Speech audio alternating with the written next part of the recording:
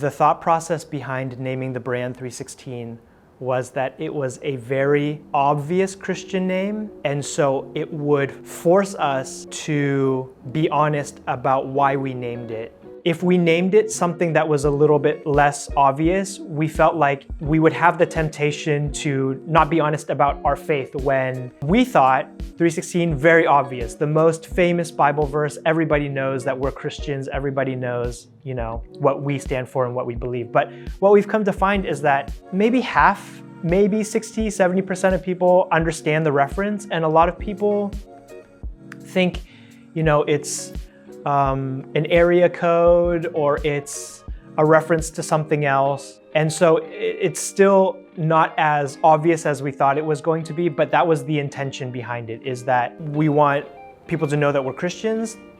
This is why we do what we do. This is why we strive to make really good product. And not so much that we make Christian clothing or even that we make clothing for Christians, because we don't really believe in that. We don't print Bible verses on our clothing. Besides 316, the brand name, we don't really have anything in reference to that on our clothing. We can be open and honest about why we work so hard, why we care so much about the clothing that we make. And if we are able to make really good clothing that people want to buy something from and be a part of, it gives us the platform to speak more about our beliefs.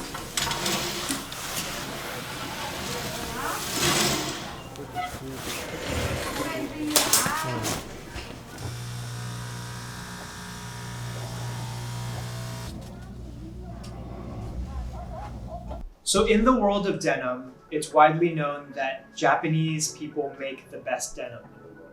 Japanese culture in general, they have an affinity, they have a passion for vintage American culture. And one of the aspects of that is vintage American jeans, denim. Many of the mills in Japan have taken the way that denim used to be made in America from the 40s, 50s, and 60s and tried to recreate those fabrics in Japan. And they're really the only people in the world that are still creating this quality of denim. There are people that are trying to open new mills, but clothing manufacturing and denim milling moved out of the US. It's not a profitable or a viable business anymore in the US. We take Japanese denim fabric that we design, but that is woven for us in Japan to our specifications. And then we ship it over to San Francisco and we have our jeans cut and sewn in San Francisco.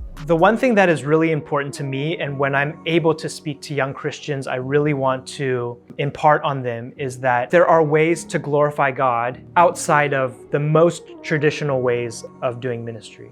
When I was growing up, you either became a pastor or a youth pastor, or maybe you led worship at your church, or maybe you became a missionary. You either went into ministry or you went into professional life and you went on to become a lawyer or a doctor or an accountant. I was able to learn at an early age that God gives us all unique gifts and talents. And we are able to best glorify Him when we take those talents and we nurture them and we grow them and we figure out how to live a life of ministry by using those talents. And for me, that ended up being owning a business and designing clothing and making products that people really like and want to buy and people really value. And for somebody else, that might be drawing a comic book, or being an illustrator for a movie, or being an actor, or writing a novel. When we figure out what those gifts are and how to nurture them, we don't necessarily glorify God just by making things for Christians. So if we're going to write a book, you can write a book that glorifies God that isn't necessarily a Christian book. C.S. Lewis didn't only write books for Christians. He wrote books that are loved by generations of people and that affect people's lives and have very deeply embedded biblical themes in them, but they're not written for Christians. Movies that really impact culture are not movies that are made for Christians only to watch. They should have Christian themes in them, but they should be aimed to open the minds of non-Christians to the love of Christ and to having a relationship with Christ. So when I'm able to speak to young Christians in the church, that's always my encouragement to them. Figure out what God gave you as a gift and nurture that gift.